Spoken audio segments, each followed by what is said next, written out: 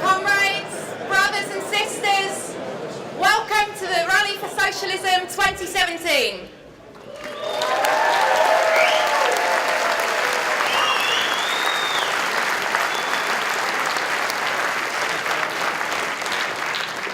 My name is Sarah Rack. I'm the editor of the Socialist paper and I'll be chairing tonight's rally.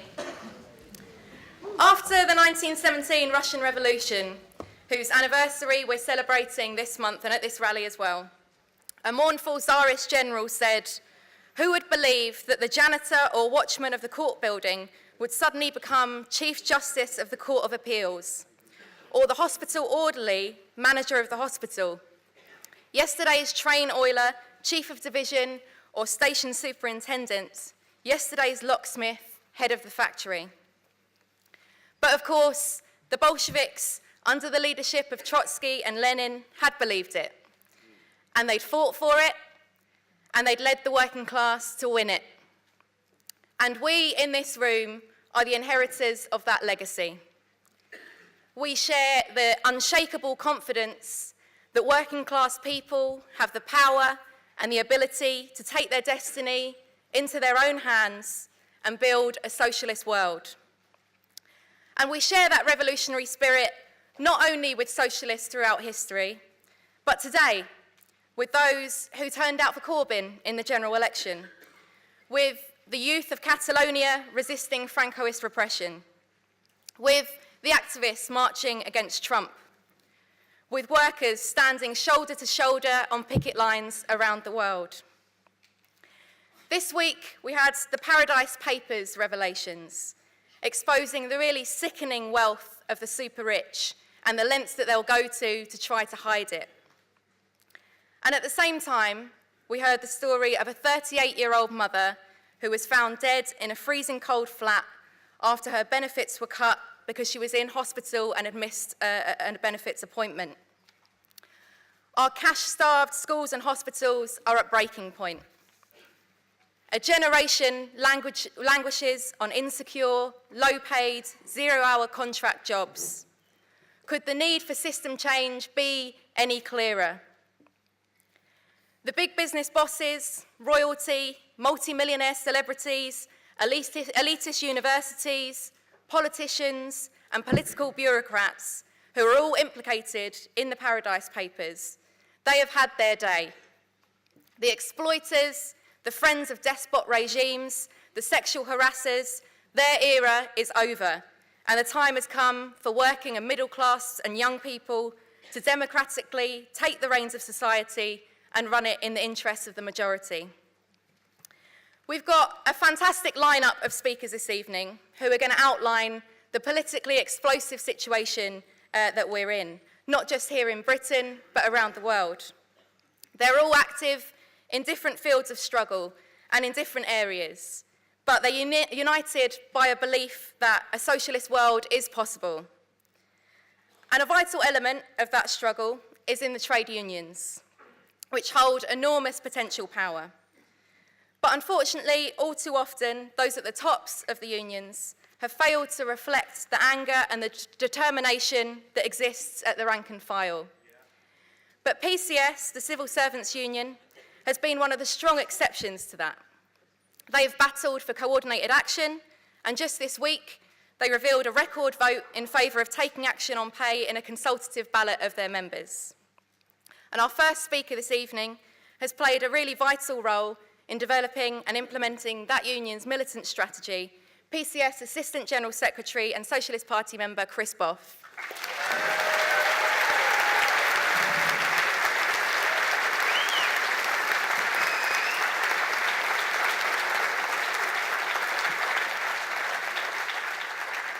Well, Sarah, comrades, first of all, thanks for the opportunity to bring my personal and political solidarity to this brilliant rally and this celebration of socialist ideas, sharing it with such distinguished comrades. And as Sarah's indicated, what better time to celebrate those ideas in the centenary of the Great Russian Revolution, with Donald Trump in the Oval Office and a Tory government visibly crumbling before our eyes. We are confronted by an economic and it should always be remembered, an environmental crisis of massive proportions which show the relevance today of socialist ideas, not just to help explain the world, but as somebody once said, to change it. And as Sarah said, as a proud Socialist Party member and the elected Assistant General Secretary of PCS since 2004, I'm proud of the contribution I've made over 3 decades of work in helping defeat one of the most reactionary leaderships in the British trade union movement in CPSA, confirmed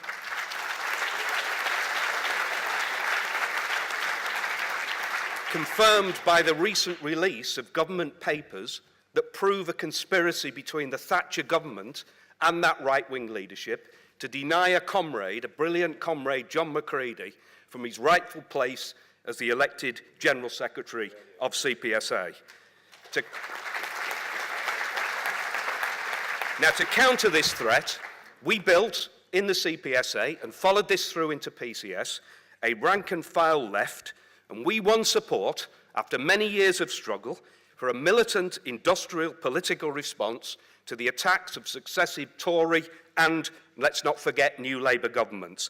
And I'm proud of being part of a leadership working alongside comrades like Janice Godrich, John McAnally, Fran Heathcote, Marion Lloyd, working alongside Mark Sawatka and a Left Unity National Executive Committee, and I'm proud of the role that we have collectively played in leading the fight against austerity in recent years. And we've had to contend not just with an attack on the conditions of our members, we've also had to contend with an attack on union rights in the civil service. And our answer to this has been to defy the threat to our union funds by re-recruiting, in the mother of all recruitment exercises, members back into the union, and like the RMT and the POA before us, have emerged organisationally stronger and prepared and ready to continue the fight on behalf of our members. And our answer has also been to fight for tax justice, to fight for the jobs and resources in revenue and customs, to collect the tens of billions stolen from the public purse by the super rich as a result of tax avoidance, tax evasion and uncollected taxes. And our answer in the DWP, as a result of industrial action and political pressure, has been to challenge the office closure programme and to call for a halt to the disaster that universal credit rollout would involve for so many millions of working people.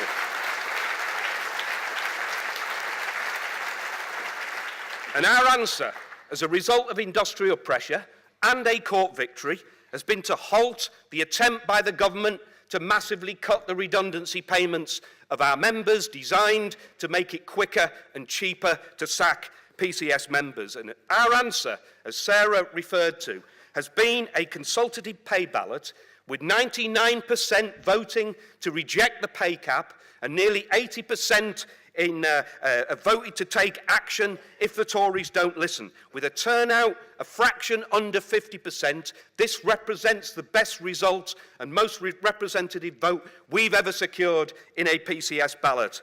And this gives us a decisive mandate to take up the fight against the public sector pay cap, to build with public sector unions through the TUC. We hold them to account, but in parallel, we talk to those unions and build up support for those who are prepared and serious about supporting a programme of sustained industrial action that will be needed to force back such an enfeebled Tory government. To finish, comrades, the election of Jeremy Corbyn as Labour leader, the popular support for the election manifesto, I believe, marks a turning point in British politics. But to rebuild the power of British unions is to follow the example of the RMT, defending public safety on the railways. The magnificent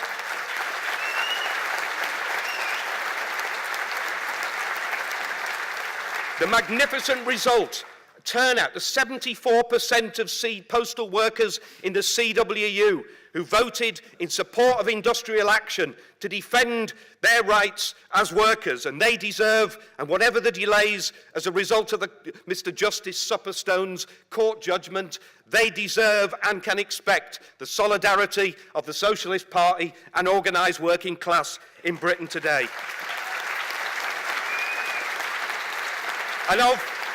And of the Bakers Union, who organised the first ever strike in Britain of McDonald's workers fighting for £10 an hour and the right to unionise in the fast food industry. But it's not just the consistent day-to-day struggles of trade unions to counter the vast imbalance of wealth and power between capital and labour. It is about offering an alternative to a failed capitalist system and offering the vision of a socialist society. Thanks for listening, comrades.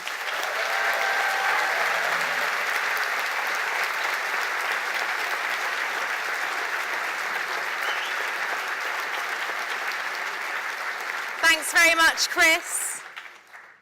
The biggest increase in vote share from one election to the next for any party since 1945.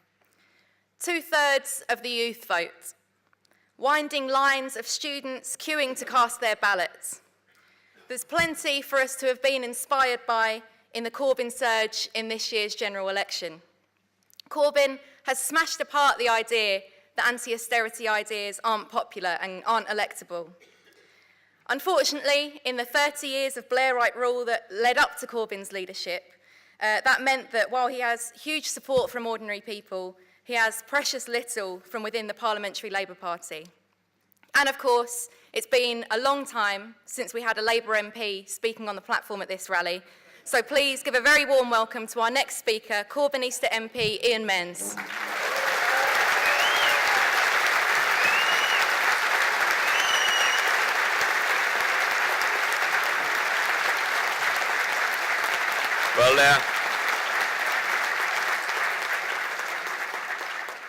Well, thank you very much. I walked from King's Cross with Tony Sonwa, and Tony and I go back quite a long time. I've been a member of the party for 43 years, and back when I first joined the Labour Party, and I was in the Labour Party Young Socialists, I'm afraid I used to regard people like Jeremy as a namby-pamby pinko reformist.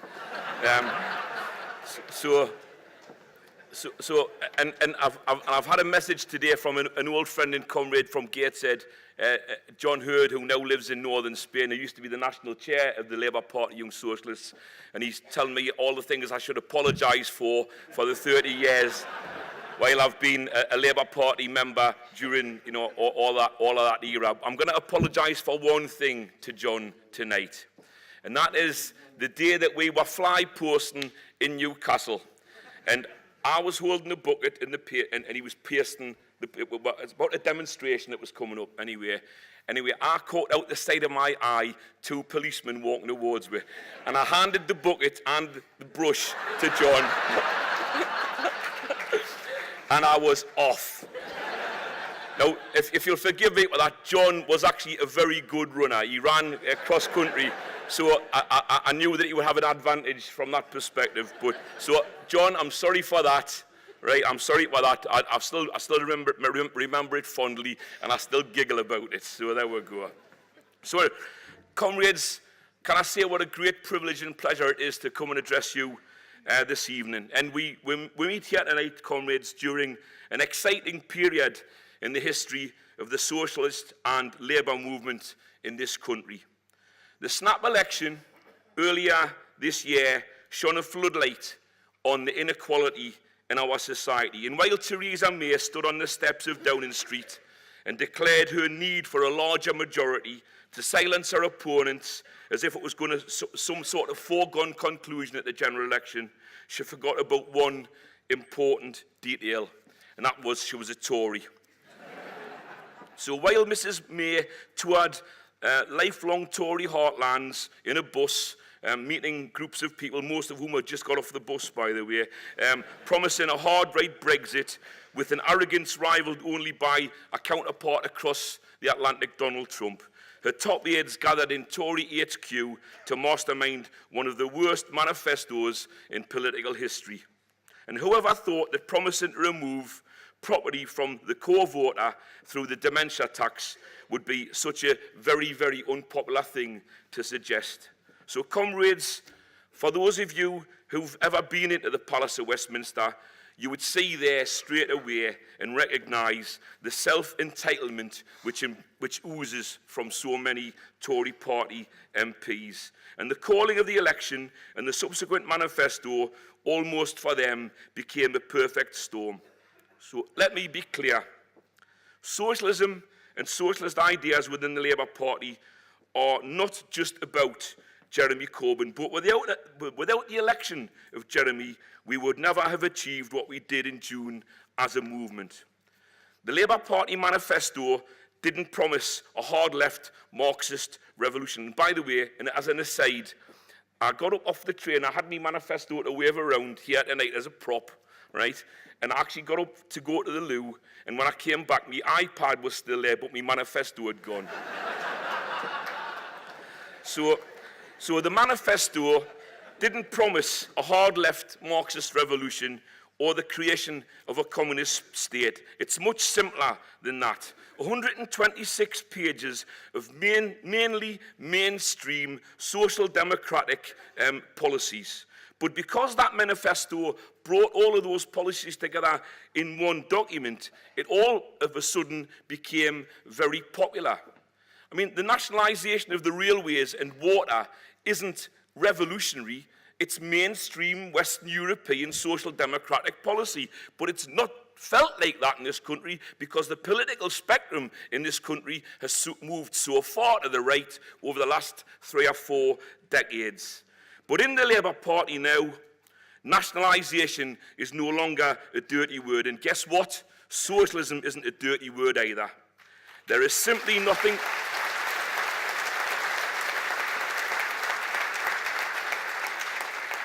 There's simply nothing radical in insisting that vital industries are taken back into public hands. Comrades, we're in the absurd situation where our railways, the vast majority are so-called privatised, but are owned by state-owned transport subsidiaries from Germany, France, Italy and the Netherlands. The Tories believe in public ownership. But what they believe in is German, Dutch, French and Italian public ownership of our assets. Can you imagine for one moment Angela Merkel overseeing that from a German perspective? Not on your Nelly. We have failing franchises on our railways, but they are nationally owned by neighbouring governments, making vast profits while this government tells us that nationalisation doesn't work. Comrades, the hypocrisy of the Tories absolutely stink.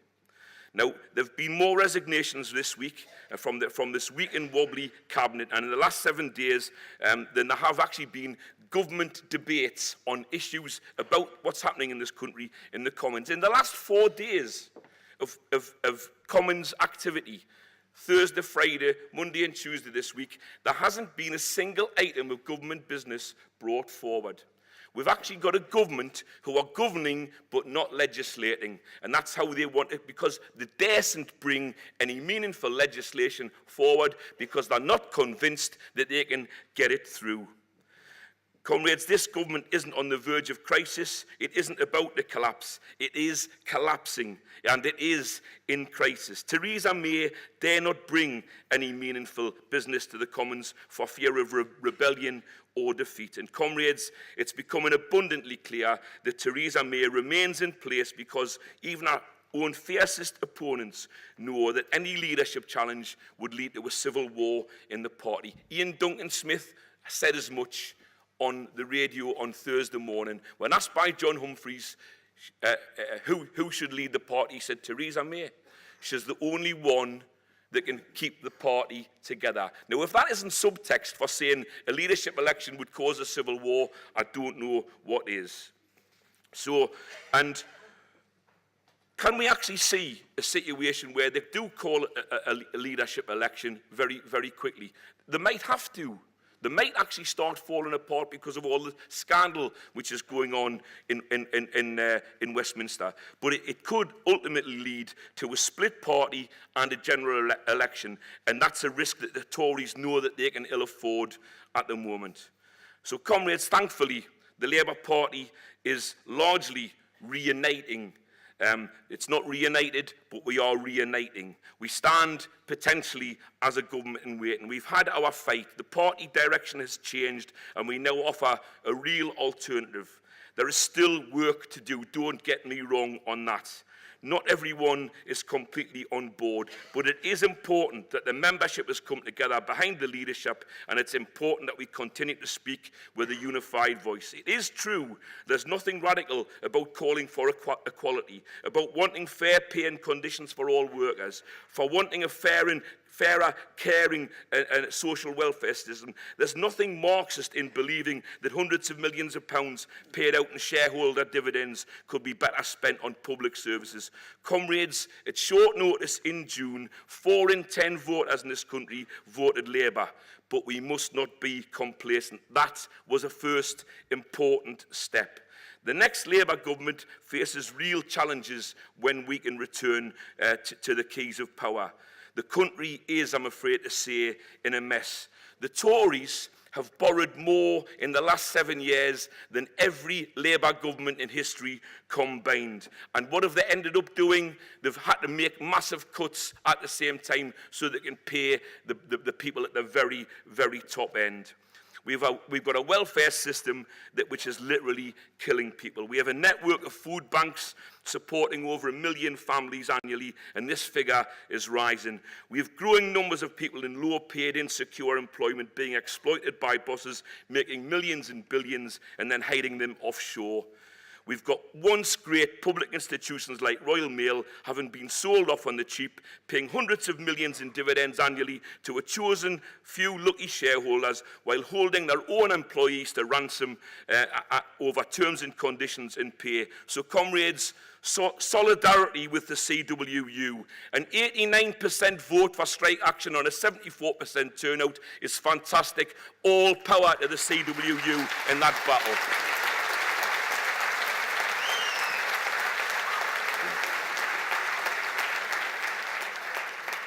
Our local government is on its knees with measures such as the unilateral withdrawing of revenue support grant, specifically hitting the poorer areas in the country. The revenue support grant was brought in for one reason, because it was a rebalancing act on the council tax formula. Remember, the council tax was brought in and everybody breathed a sigh of relief because it meant we'd got rid of the poll tax. But the revenue support grant was an important part of the formula of balancing that particular conundrum. And let us not forget, by the way, that all of this austerity was brought in with the help of the Liberal Democrats, and we must never forget or forgive them either. Comrades, our route back to power won't be easy, but communities such as mine in Gateshead are desperate. The inevitable mess left behind by the Tories won't be easy to fix, but the Labour Party has never been more aligned with its founding socialist principles, and I'm proud to see the party working hand in glove with the trade union movement which itself has been undergoing a marvellous transition in recent times. Comrades, it isn't just enough to wrestle the reins of the power back from the Bullingdon Club elite. The people of this country are crying out for a radical change in direction, a direction where the rights and welfare of ordinary citizens take precedence over the sensitivities of the shareholders of the international conglomerates, where it's right and just for the government to nationalise services and use that profit for the benefit of everyone, and to produce efficient and integrated public services, where we invest in local communities and organisations and infrastructure across the whole country, not just London and the South East, and where we make sure no one is left to choose between heating or eating in the 6th richest economy in the world, where we can secure in the first instance a living wage of at least £10 per hour and provide by law employment protection and decent terms and conditions for all workers. automatic entitlements to trade union membership and recognition for trade unions, an end to 0 hours contracts and the so-called gig economy, the repeal of the Trade Union Act. Remember the Trade Union Act? We got it watered down in Parliament, but when they actually brought the Trade Union Bill into Parliament, they were actually thinking about outlawing use of social media in pursuance of an industrial dispute. They were going to introduce an illegal crime of secondary tweeting. Can you imagine that? But they didn't get there, but that's what they were going to do. And with the end to the dreadful work capability assessments, which have seen so many people losing.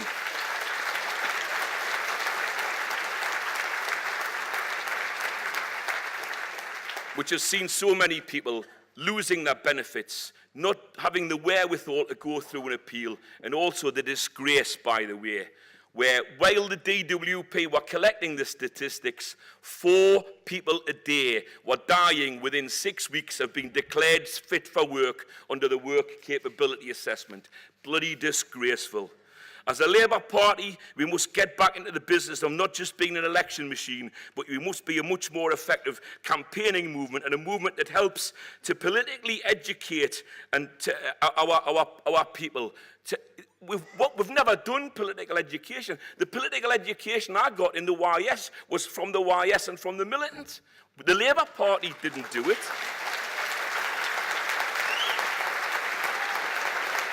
And we need that political education to overcome the crass right-wing propaganda of the press and the media in this country.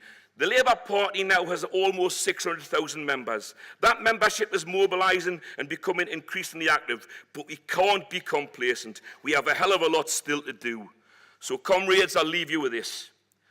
Some of you in this room, for good reason, have no faith or had no faith in mainstream politics, and many of you were understandably disillusioned with the Labour Party. The last 18 months has seen a seismic shift. Socialism is now re-emerging as a mainstream concept. Our ideas have increasing popularity. We have a leader and a shadow cabinet in government, waiting for government, standing ready to put Mrs May out of her misery, kick the Tories out of office, and restore some equality and fairness in a country that works for the many, not just the few.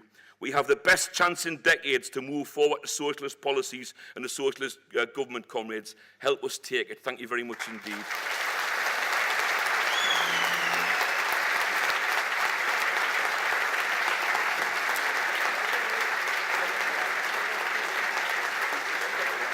Thank you. Thank you very much, Ian, and especially for travelling all the way down from Gateshead to be with us this evening.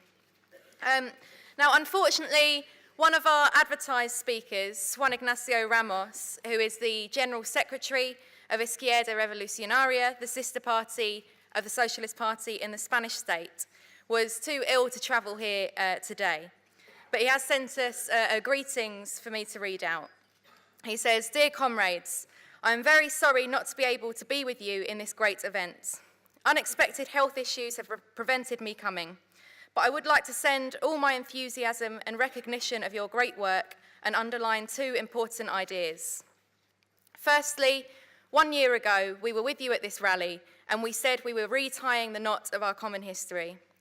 1 year later, and we are already part of the CWI, the international organisation that both the Socialist Party and Izquierda Revolucionaria are part of, after a principled process of unification, which ended in a great unification congress in Barcelona in July. Secondly, we are very proud to be part of this working class international. We are not armchair revolutionaries who watch events from the fence. The best way to show this, 100 years on from the Russian Revolution, is intervening audaciously in the class struggle. The forces of the CWI have been in the front line of the battle in Catalonia, defending the need for a socialist republic, mobilising hundreds of thousands of young people against Francoist repression. This determination in lifting the banner of Marxism against national oppression will lead to great steps forward for the CWI. Socialist greetings, Juan Ignacio Ramos."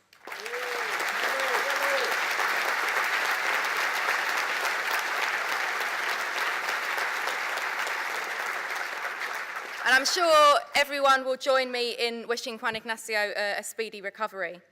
But we're very pleased to have a more than capable replacement in Coral Latorre, who is the General Secretary of the Students' Union in Catalonia.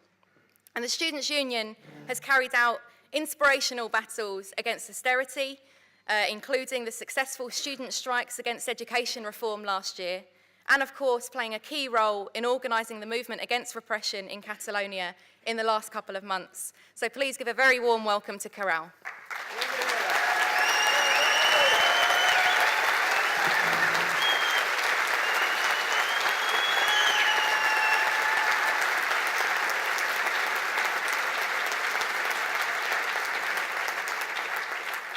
Well, good evening, comrades from Sindicat d'Estudiants and Esquerra Revolucionària. We want to send fraternal and revolutionary greetings from all the youth and the workers that have been mobilizing in Catalonia during these past weeks. Revolutionary greetings from the youth that have been in the forefront of the defense of our democratic and national rights. We are living through historic moments and decisive events marked by the mass and peaceful mobilizations. People tired of the rule of the Spanish and Catalan oligarchy have filled the streets to fight against those who impose austerity and oppress us with their policies. The 1st and the 3rd of October, the day of the referendum and the day of the historic general strike in Catalonia, there was something that was shown, something that is really, really important. It was proved who has the power, the capacity, and the determination to change things. It was proved that with mass mobilization, of course, we can defeat an unjust law, and it doesn't matter how many times the state tried to forbid the referendum or how many policemen they sent us. Through mobilization, we can shake bourgeois legality, the monarchy, and the Francoist government of the PP. I'm sure that all of you have seen the images of the past few weeks of the repression of the Spanish government against the Catalan people. For any so-called democratic country, it should be a shock seeing the police entering with batons at the polling stations, or seeing how activists are arrested for sticking a poster asking for the yes vote in the referendum, or see how the government is closing different websites. But for the Catalan people and for the youth, is a direct return to the Franco regime when the Catalan language and the Catalan institutions were forbidden. We are not saying that the PP government is applying a Francoist repression because we have a good imagination or because we like the term. We say it because when we see the democratically elected Catalan government in prison for their political ideas, or when we hear a PP minister saying that the Catalan children must be Spanified, the only thing that we can do is think of the dictatorship that the PP government misses so much, and the images of that period that our parents and grandparents have told us about so many times. And as we've seen in the most important revolutionary periods in Catalonia historically, and because national oppression, of course, is something intrinsic to capitalism, the fight for the national liberation today is linked to the fight for socialist improvement against a system where a few have everything and the majority have nothing. Of course, we see that revolutionary potential in the movement. That's why we are defending it, and we are building it with Sindicat d'Estudiants and Esquerra Revolucionària, and we are building also the solidarity of all the workers through the Spanish states. We organized 4 general student strikes in a month. The first strike of the 28th of September, where 150,000 people marched in Barcelona.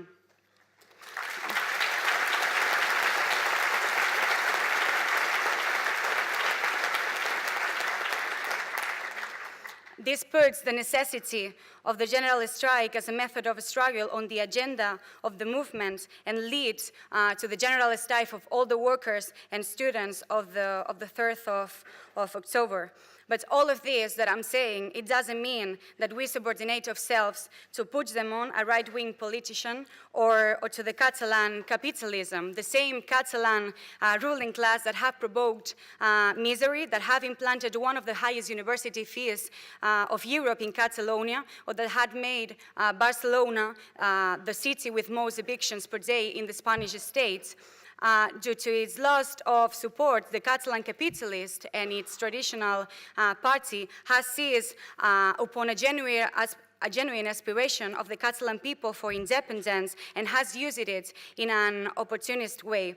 But the movement is not just Puigdemont or the Catalan bourgeoisie. This movement is millions of people fighting for the right to decide their own future and against a corrupt system, because we know, and the people in the movement are drawing that same conclusions, that no parliament or judge or individual is going to give us anything that we don't win before in the streets. Precisely, this revolutionary potential is what makes the bourgeoisie, the European, the Spanish, and the Catalan start a fear campaign, the campaign of economic chaos against Catalonia and the Catalans, to send a clear message that things cannot be changed, and trying to end and humiliate the movement. We understand, of course, that position of the bourgeoisie, but what is really, really sad and shameful is that the leaders of the left parties are repeating exactly the same Spanish nationalist prejudices of the bourgeoisie, and they are constantly promoting their campaign. We are not just talking about PSOE, the so-called Socialist Party that has nothing to do with this Socialist Party, the PSOE that have defended repression with enthusiasm, but also other left organizations in the Spanish state like Podemos or United Left, or the leaders of the trade unions that are hiding from the movement. They are promoting the confusion and the opposition to the movement through the Spanish state. They are comparing the repression of the PP government to the mass movement in Catalonia. They say that one is as bad as the other. And we know that to end the Francoist repression, we need to strengthen the unity between those people who see independence as a way to end with everything that the PP government represents, and those that who have not. There's a sector between the working class in Catalonia which is skeptical about independence, because they see Puigdemont in the leadership of this process. But we saw this unity the 1st and the 3rd of October, and we need to strengthen this unity, because the working class has to be the leading force of this movement, because it is a question of life or death. This is the reason why we make a call to all the youth and the workers, not only in Catalonia but in the whole Spanish state, to not get intoxicated by the campaign of capitalism. This is the reason why we are defending the right of self-determination for Catalonia, not only in Catalonia, but in Madrid or in other zones in Spain, because we understand and we know that all these attacks are not just one attack to the right, to the side in Catalonia, or an attack just to Catalonia in the Catalan people. No? They are attacks to all the democratic rights of the youth and the workers everywhere. Today we are living this kind of repression in Catalonia, but tomorrow they are going to use it in every city, in every workplace, to silence the voice of those that fight openly against capitalism and austerity, and who want to change our reality. And the way to end with this confusion, this division, and neutralize the campaign of the Spanish nationalism is unifying the Spanish workers and the young people with their class brothers and sisters in Catalonia by the mass mobilization against the PP government. Of course, we defend a Catalan republic, but not an abstract one. In fact, the Catalan republic that we are defending is really concrete, as we explain in our newspaper. That is the next republic, a socialist republic with no cuts, with no austerity, with no misery salaries, with no exploitation, a republic free of all national and class and gender oppression. That's why we are still saying clear, as we sing in our demonstrations, that els carrers seran sempre nostres, the streets will be forever ours, for a socialist Catalonia, for a socialist world. Solidarity.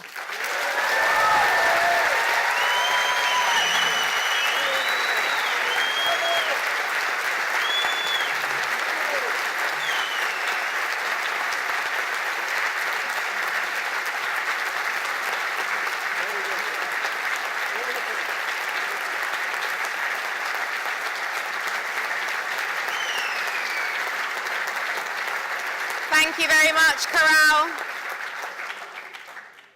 Now, the Socialist Party has a long and proud history of being at the forefront of the fight against racism and of making sure that issues that particularly affect Black and Asian workers are taken up by the whole labour and trade union movement. Our next speaker is a shop worker, trade union activist and Socialist Party branch secretary. She's also a leading member of Tamil Solidarity, who is going to tell us about a really important new initiative being taken with the Refugee Rights Campaign. Please welcome Isai Priya.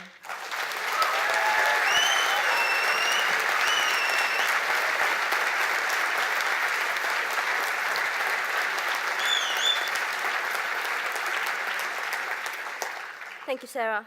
Comrades, this year is also the 40th year anniversary of the mass pickets and demonstrations that took place in solidarity with migrant, mainly women workers in the heroic Rundwick dispute. When the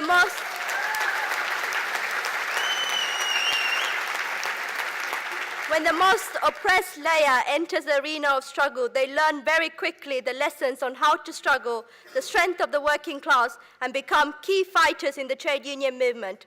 The refugees living in Britain are amongst the most oppressed in our society. It often takes many years for refugees to be accepted, for asylum seekers to be accepted by the system as refugees. And until then, they are denied some basic rights, such as the right to work or study. But at the same time, the right-wing governments are encouraging private multinational companies that run detention centers to make them work for a minimum of £1 per hour, creating cheap labor for greedy bosses. Refugees are amongst those that, in one hand, have everything to lose because they can be deported back. But on the other hand, they have nothing to lose because they cannot live on the condition they are at the moment. And that's why we're asking for your support and launching a very important campaign, Refugee Rights. This campaign is organized by refugees themselves and has participated in national demonstrations and protests related to free education, anti-racism, and for the closure of detention centers. By taking part in the movement, they learned that the fight for their right is connected to the struggle of the working class people in Britain. Their key demands include for the right to work at a living wage, for an affordable home, for free education, and for an NHS free for all. But most importantly, the right to join a trade union and to get organized. We request your support for the trade union movement to win the demands for this campaign. You should all have a copy. You should all have a copy of the motion that be given out. And we ask you to take this to your trade union branches regionally and nationally, and get the TUC to have in its policy that the asylum seekers have the right to work. Comrades, history is in the making. And to remember this launch, I ask the refugee rights campaigners and their supporters, including Tamil Solidarity and the Socialist Party, to hold up the banners with the demands. Because we are confident that this will be remembered.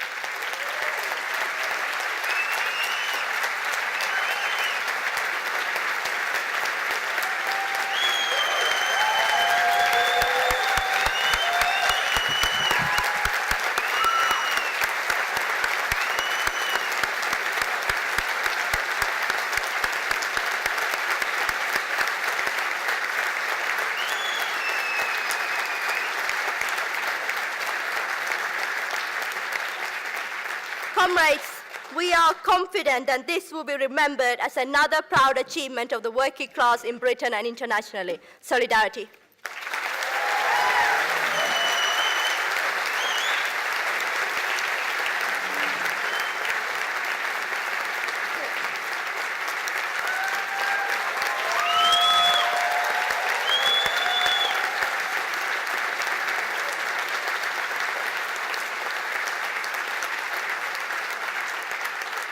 Thank you, Isai, and all of the campaigners there.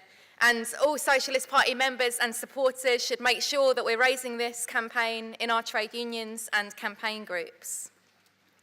Our next speaker needs little introduction at this rally. It is vital at events like this that we hear from those involved in building the movement in particular spheres of work and particular campaigns. But we also need to draw those threads together. We need to look at where we've been and where we're going and how we're going to get there. And the Socialist Party and our paper, our magazine and our website are looked to from well beyond our own ranks as an important contribution to debates on those questions. And our next speaker has been central over decades to the development of that position. To introduce the main ideas and perspectives of the Socialist Party in the current situation, please welcome Socialist Party General Secretary Peter Taaffe.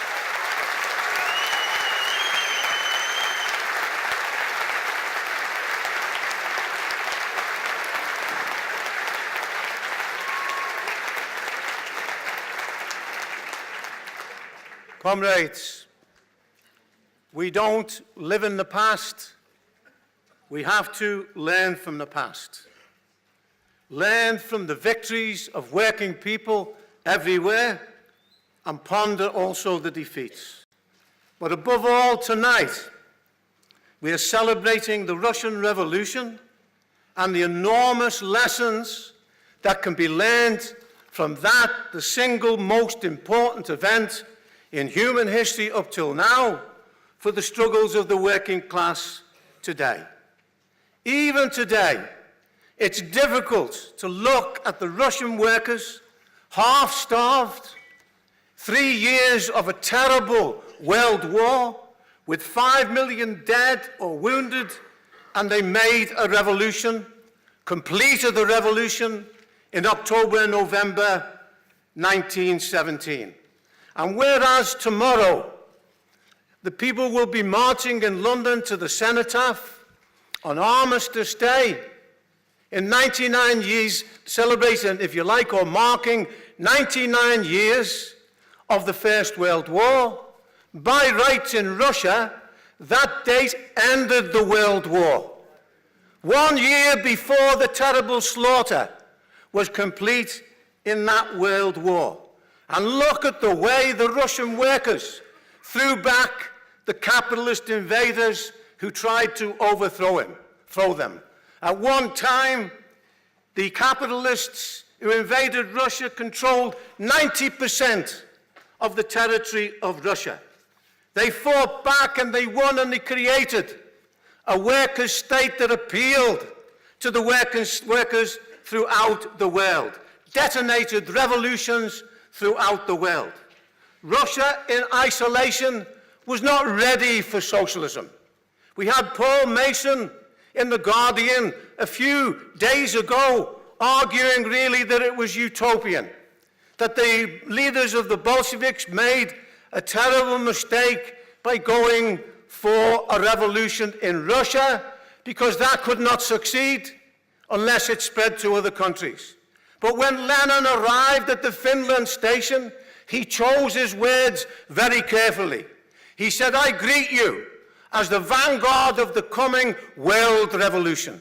In isolation, Russia, in an undeveloped country, was not ready for socialism. Marx pointed out long ago, you had to have a higher level of production and technique before you could start the beginning of the transition towards socialism. But Lenin and Trotsky saw that capitalism was breaking at its weakest link and could unleash a mighty wave. And when Paul Mason lectures from 100 years back, if you like, that they should not have taken power, why? Because the German Revolution didn't take place, but it did. Or the Hungarian Revolution, or the Chinese Revolution later. No, those revolutions took place and they were betrayed by the right-wing social democratic leaders of the working class itself.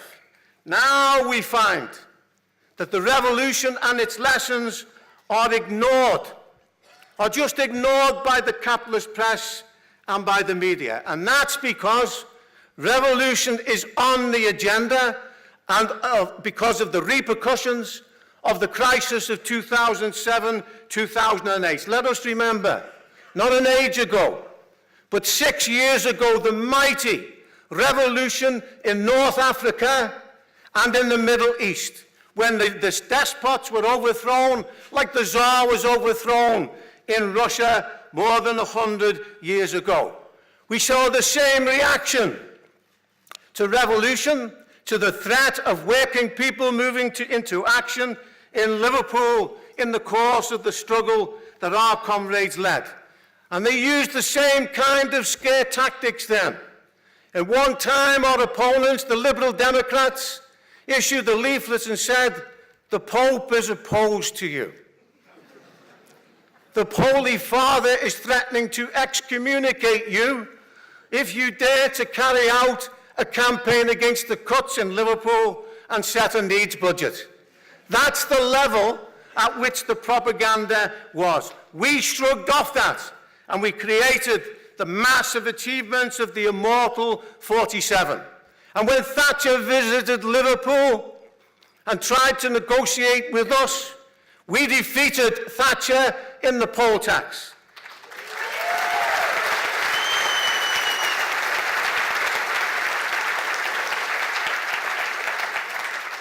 And we said to Thatcher what Trotsky said to the Mensheviks in October 1917 when they voted against the revolution: go into the dustbin of history. It is this party, again with the mighty army of the non-poll tax payers, that carried through the removal of Thatcher herself. The refusal of the right-wing Social Democrats to seize the opportunity to take power and follow their Russian brothers and sisters. For that, the working class of Germany and in Spain, let us remember, who took 9/10 of the country in the marvelous movement of the Spanish Revolution between 1931 and 1937. They paid with that for the dark night of capitalism itself. And why did the Russian Revolution triumph? 2 words, 4 words in reality. It was the Bolshevik Party and the leadership of Lenin and Trotsky. No compromise with the capitalist enemy. That would be a very good slogan for Jeremy Corbyn and the leaders of the Labour Party and the leaders of the trade unions today.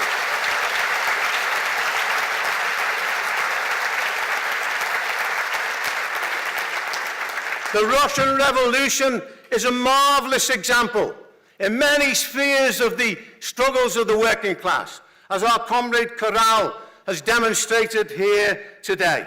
Because the Russian Revolution did not just deliver land, bread, peace and freedom. It gave the right of self-determination to the multinational peoples organized in the Tsarist Empire, 57% of whom were oppressed nationalities. 43% were Russians. And Lenin was unequivocal. We're utterly opposed to capitalist nationalism that seeks to divide working people and play them off against one another.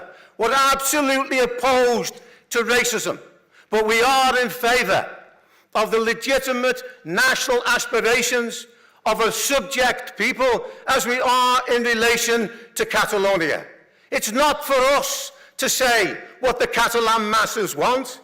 The right of self-determination means what it says. The right to decide your own future. How can we possibly build a new society of solidarity, of struggle, of us collaborating together on the basis of the oppression of different nationalities or even groups? Lenin, in that marvellous position that he took, that Leon Trotsky described as really one of the greatest treasures of humankind, that marvellous idea established the Soviet Union, because Lenin said, if we give the right of self-determination and defend their right to secede, then probably they won't cut away and they'll link together with us in a confederation. And that was brilliantly demonstrated in the organization of the Soviet Union after the working class took power. And it cannot be erased from history that the Bolsheviks gave not just the right, but granted the independence of Finland as a result of the revolution itself. They did not capitulate to capitalist nationalism, just as our comrades in Spain, unlike the PP government, which has elements of the fascist Franco regime still in that state, have shamefully, with the support of the Socialist Party of Spain, and unfortunately of Pablo Iglesias of Podemos, who expelled a leading member of Podemos in Catalonia for supporting the national struggle for independence and the idea of the right of the Catalans to separate from the Spanish state. How marvellous has been the work of the School Students' Union and of our organisation in Spain. And you know, even the leaders of our labour movement in Britain, Jeremy Corbyn, can make a mistake on this question. It was a mistake in the last general election not to grant the right for the Scottish people to decide their own fate. As a matter of fact, an anti-austerity programme is not enough to win in Scotland. You have to combine an anti-austerity with recognising the rights of the Scottish people, up to and including the right to secede, if necessary, from the British Federation.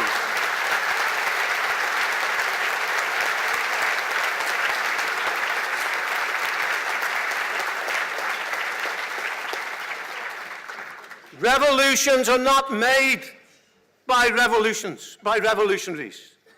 They are not a product of conspiracies, as the capitalist media would seek to convince us.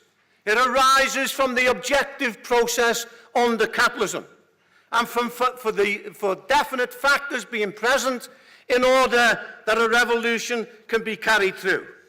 They were described by Lenin and Trotsky in the following way. 1, there should be a massive division in the ruling class who cannot rule in the old way. 3, the middle layers of society are in ferment and are moving towards the left. 3, the working class, I've got my numbers mixed up, but you get the drift. The working class must be prepared to go to the end in a struggle against capitalism. And 4, that they need a mass party and leadership that's capable of providing the necessary guidance for them to take power. If you look at the world today, are not those factors present at the moment? With the crisis of 2007-8, a devastating crisis from which capitalism has not been able to escape. It left in its wake 10 million workers in Europe and America expelled from the factories.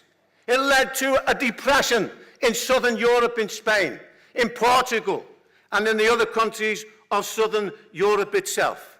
The youth of these countries have been scattered to the four corners of Europe and the world. That is a crime in my book, a crime against the future, a devastating blow to the youth, the most decisive section of society itself. And the so-called boom that is taking place today is mostly in the pockets of big business and not in the reality of the lives of working class people itself. Inequality, which is a big issue in the news today because of the so-called Paradise Papers. And what that reveals is paradise for the rich and misery and suffering for us and working people throughout the world.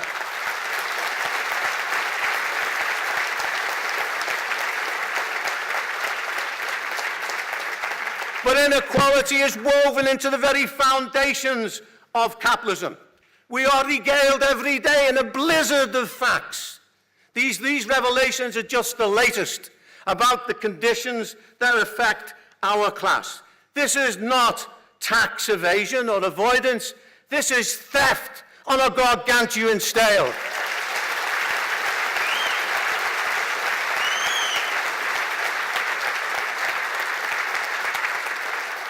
And we say here tonight to Jeremy Corbyn, unbelievably, you were invited to the conference of the Confederation of British Industries. Why?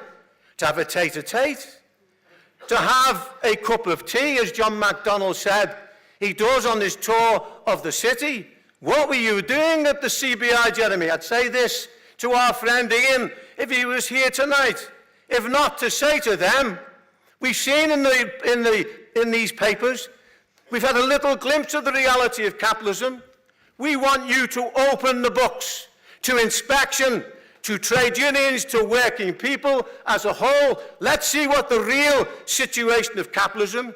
You pay your taxes. You don't do that. We will expropriate the 150 monopolies that control 70 to 80% of the economy. There is a massive revolt of working people today, shown in the contributions that have been made in the RMT, in the post office workers, and so on. There is a massive split in the ruling class on a world scale. I believe that the ancient Greeks invented the phrase, those whom the gods wish to destroy, they first make mad, because they knew that Donald Trump was likely to be made president of the US. He might destroy us all with another maniac in North Korea in a nuclear conflagration. What a marvelous contrast it is. The example of Kshama Sawant in the US, the first socialist councillor in 100 years in the city of Seattle, and the tremendous campaign and near victory of our comrade Ginger in Minneapolis in the last couple of days.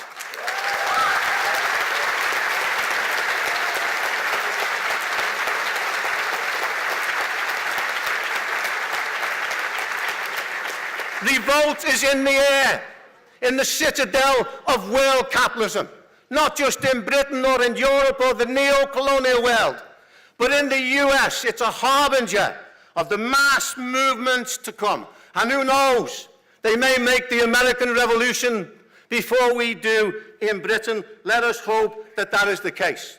But there's one thing will come out of these developments. Trump could split the Democratic Party, and two sections could stand against another. Equally, at a certain stage, there will be a split in the Democratic Party. They no longer represent the real interests of working class of America, like the Liberals no longer represented the working class of Britain, who then formed their own party, the Labour Party. And under Blair, they didn't represent the working class either. Now there's been a step towards the left. The Tory government is hollowed out. The Tory party could collapse. You had on the television this week, you had Heseltine admitting he may be driven to vote in favour of Jeremy Corbyn because the Tory party is in ruins and is conflicted over Brexit. I'll see it when I believe it. Because out of the other side of their mouth, they're talking about the danger of a Corbyn government coming to power. Not that they're worried about the right wing of the parliamentary Labour Party. They are no danger to capitalism. They are the fifth column of capitalism in the Labour Party.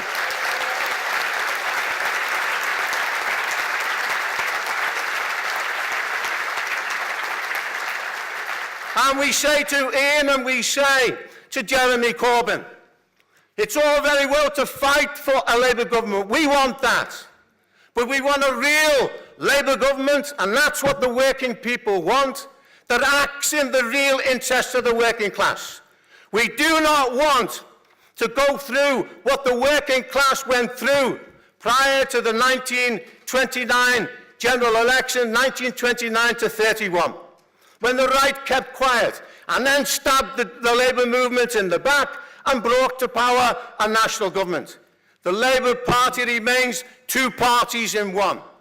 Why are they expelling socialists from the Labour Party? And Momentum is doing the same in their organisation as well. Shame on you. The Labour movement needs unity in this struggle. It needs an openness. It needs a confederation of different trends who fight for the interests of the working class. And let me say here tonight, in relation to the battles to come, we do not start, the Socialist Party does not start with this or that factor in relation to the Labour Party. Of course, we support Jeremy Corbyn's anti-austerity programme. But do your own members support your programme? in local government who are carrying through cuts. You called at the Labour Party conference for a campaign against the developers. Haringey Council took up your word, or Haringey workers took up your word and tried to implement that in their own area. The right-wing Labour councillors are listening to the developers. They are carrying through the same cuts as they've carried on before. We say no. We don't want to stand against Jeremy Corbyn, and we won't stand against Jeremy Corbyn and his policies. But those people who are opposed to Corbyn at council level, we will oppose them by all means possible.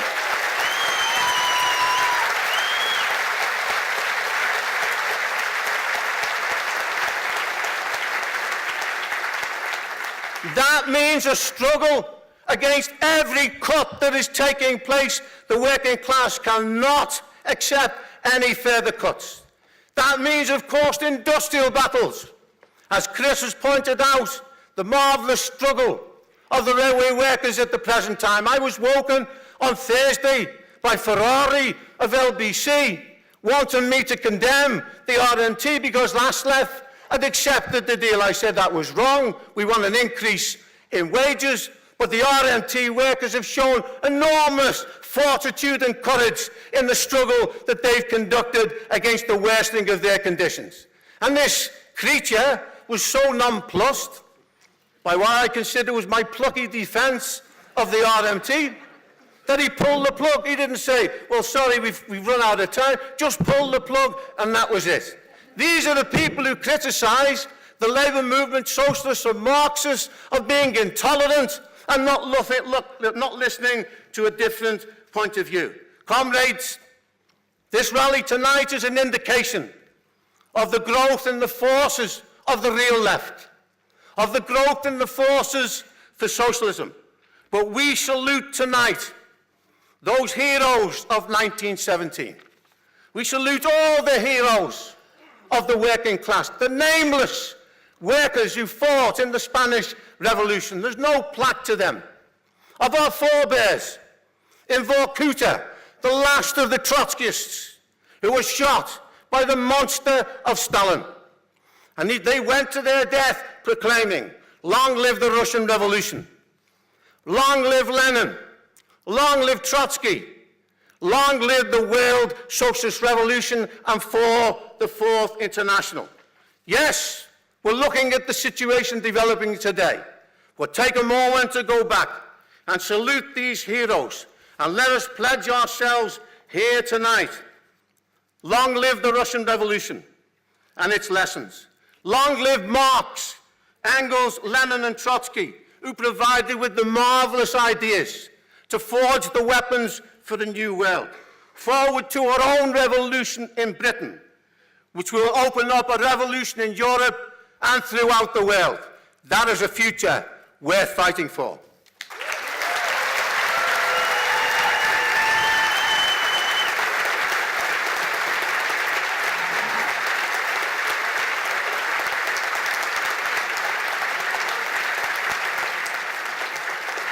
Thank you, Peter.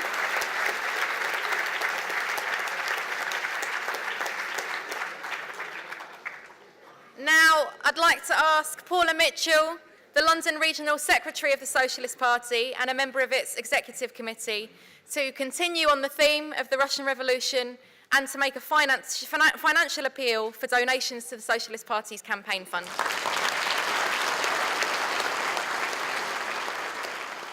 Thank you, Paula, and thank you everyone for your donations. Now, I'm sure we've all been eagerly anticipating our final speaker this evening. Kshama is a member of Socialist Alternative, the co-thinkers of the Socialist Party in the United States. In 2013, she rocked the US establishment by being elected to the City Council in Seattle with 90,000 votes. And since then, she and Socialist Alternative have shown what socialists do with elected positions. They've been at the forefront of the successful campaign for a $15 an hour minimum wage in Seattle and other cities. The battles against Trump, against racist policing, for rent control, and for taxing the rich. And they've exposed the lie that it's impossible to build support for socialist ideas in the belly of the beast of capitalism. Please welcome Seattle City Councillor Kshama Sawant.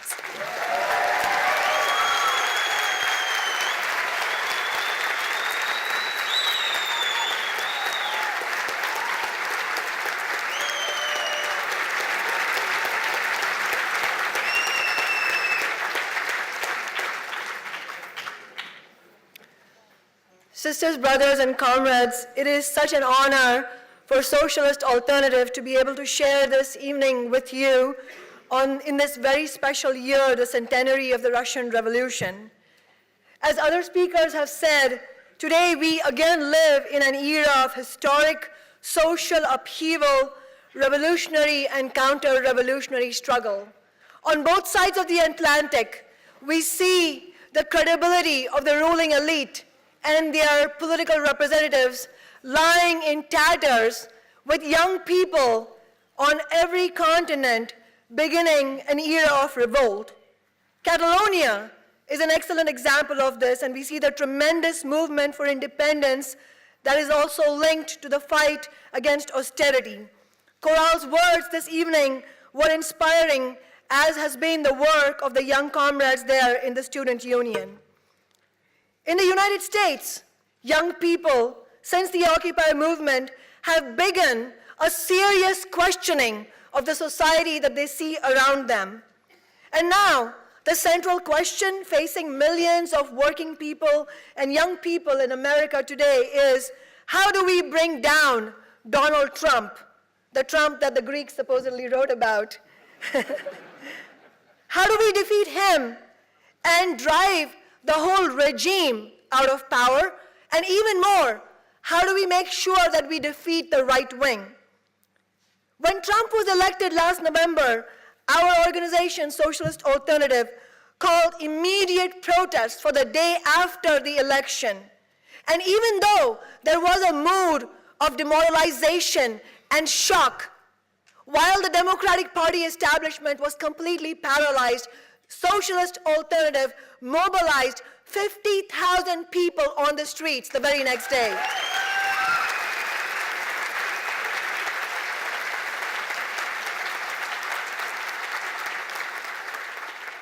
And as we have seen since then, Trump's vicious anti-immigrant, anti-worker, misogynist, racist agenda has no mandate. The day after inauguration this January was the largest single day of protests ever in US history, with 3 million people marching in the women's marches. That was soon followed by the tremendous airport actions in response to Trump's attempted Muslim travel ban.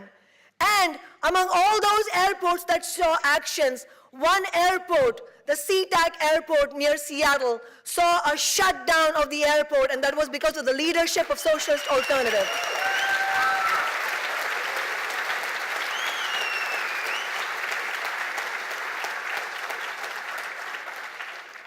And while the right wing has been emboldened by Trump's election enough to call their own rallies and marches, like in Charlottesville, the response, the counter-protests against the right-wing ideas have been even stronger. In Boston, Socialist Alternative led the way in forming a coalition of activists that mobilized 40,000 people on the streets to stop the right wing from marching in the city.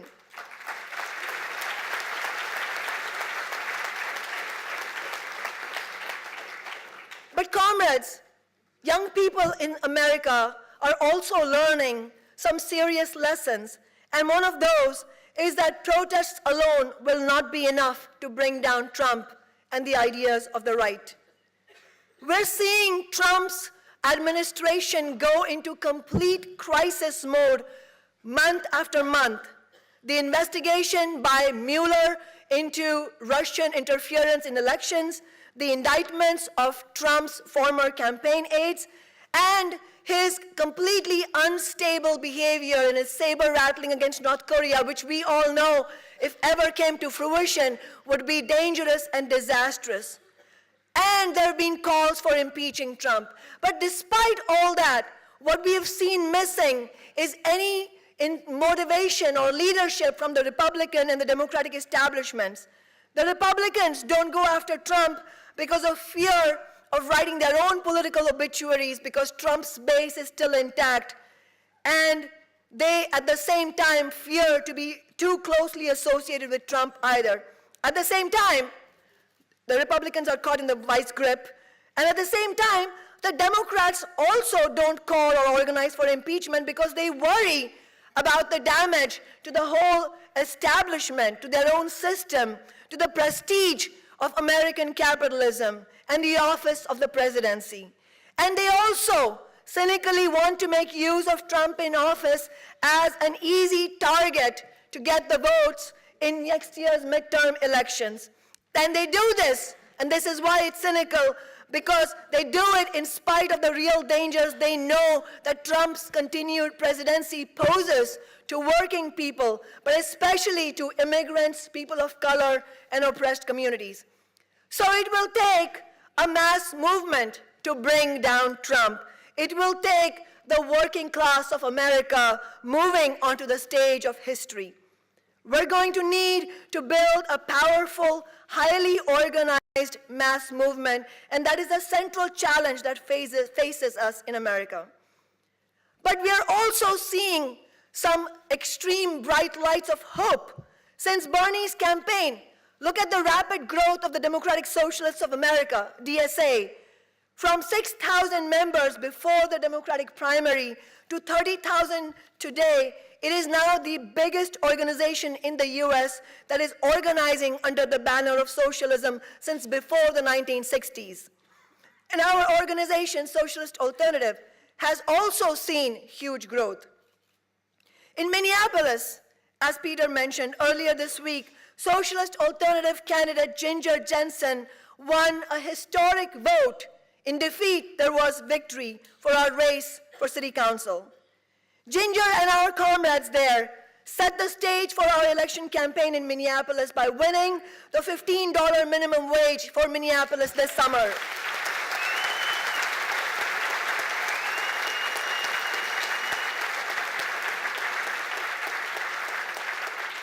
And we won after the corporate politicians in Minneapolis City Hall said 15 was too high, it was not within the purview of city law, and that it was impossible to win. But we organized workers and young people, built a powerful coalition of unions and progressive organizations. We gathered 20,000 signatures to put $15 on the ballot, and we won and forced big business and the political establishment to concede.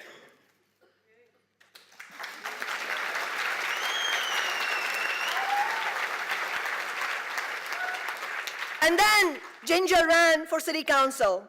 Ginger's campaign, like mine in Seattle and Bernie's campaign last year, was not for sale. We did not take a dime in corporate money. And nonetheless, by basing ourselves on fundraising from working people, we shattered all previous records for fundraising, raising $175,000 with an average donation of just $25.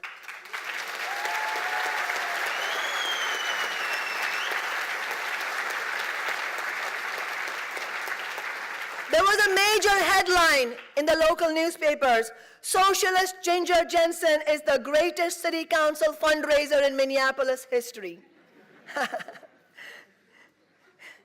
We had the entire political establishment and corporate media united against us, and yet we won more first choice votes than any other candidate in our four-way race.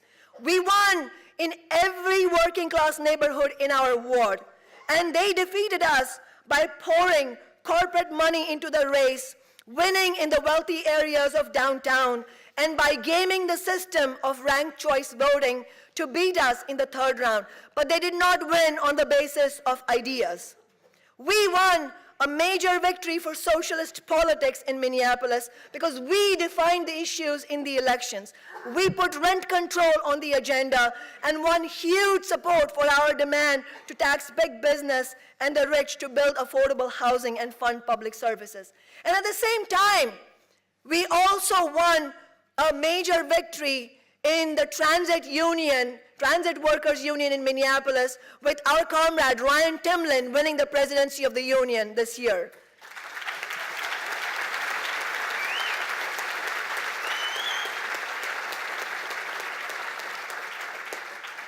This union is heading into what promises to be a polarized clash with the bosses for contract negotiations.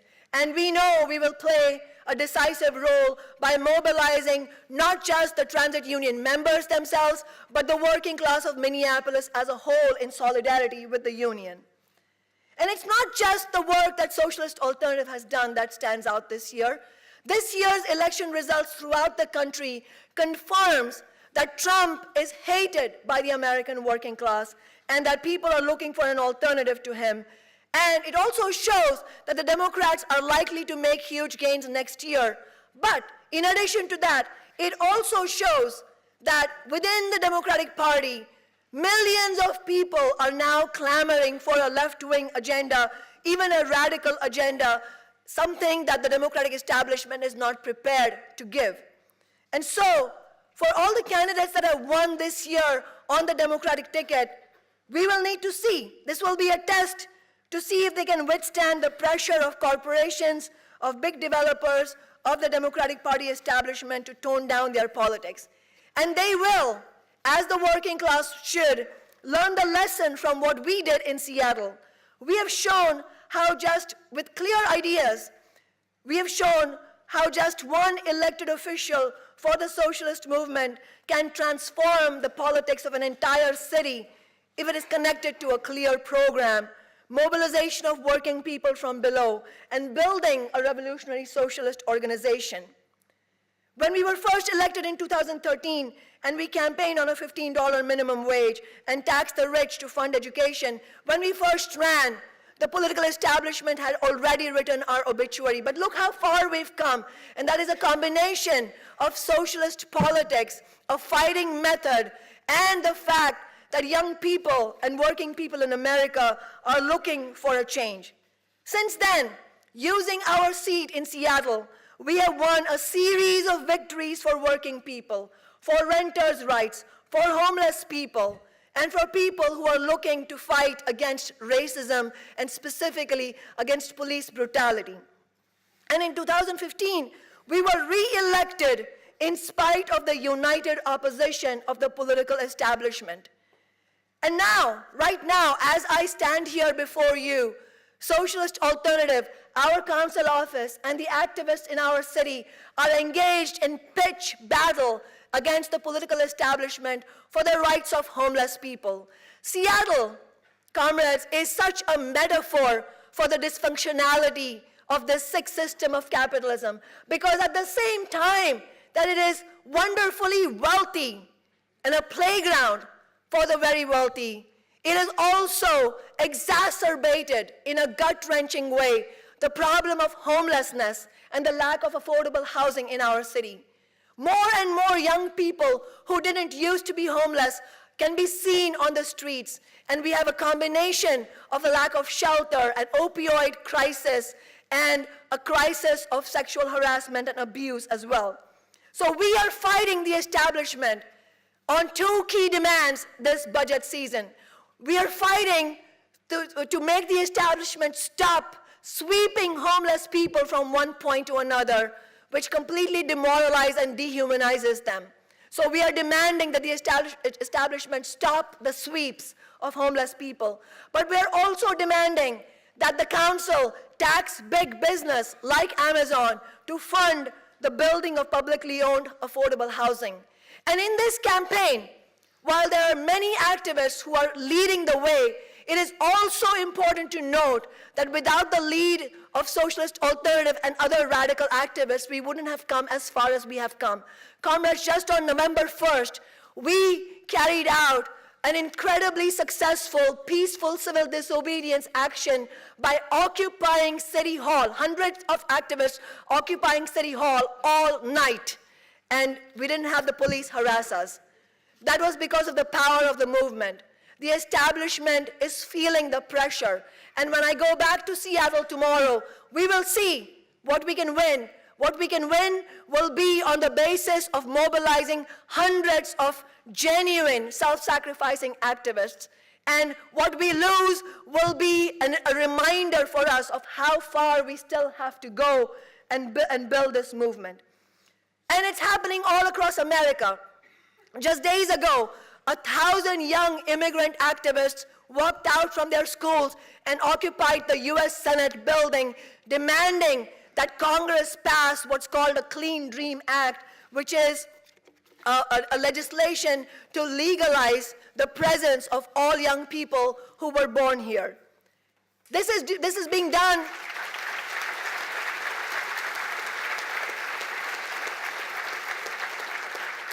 This is being done solely under the leadership of radical young activists, not the Democratic Party establishment. And this radical young activism is forcing the Democratic establishment to take a stand. And we've just heard that Bernie Sanders and 24 other Democratic senators are now saying that they may be prepared to shut down the government in December to defend the rights of young immigrants. This could fuel mass protests. We will see what happens, but this is showing the example of what can be possible when young people and working people mobilize, if given a lead. And we could see mass protests on other issues as well. I'm sure people here in Europe have seen the explosion of the revelations of sexual harassment and sexual violence, starting with the accusations against Harvey Weinstein, but not stopping there, but revealing the dark underbelly of sexual violence that exists under capitalism. And you saw the social media campaign of the hashtag #MeToo, where women were courageously coming out and talking about how they were impacted personally by sexual harassment and violence. All these, comrades, are reminders that we are indeed moving into a stage of revolt, but it will not be possible to actually have a successful revolt and a successful period of revolution unless we have serious leadership for the working class. And that is where we, our international, the Committee for Workers International, the CWI, comes in. Young people in the US even, which, as others have said, is the seat of global capitalism. Even young people in America are now favoring socialism over capitalism. Socialism is no longer a dirty word, even in America. This is our chance. The most fatal mistake we can make is being pessimistic about the era we live in. There are huge openings for us to build socialist leadership around the world, but it needs to be done consciously. And so I make an appeal to those of you who are in this hall today, but are not members of the Socialist Party. Please seriously consider joining the forces of socialism globally so that we can go forth, build the CWI, build working class movement, and chart the course of history internationally. Solidarity.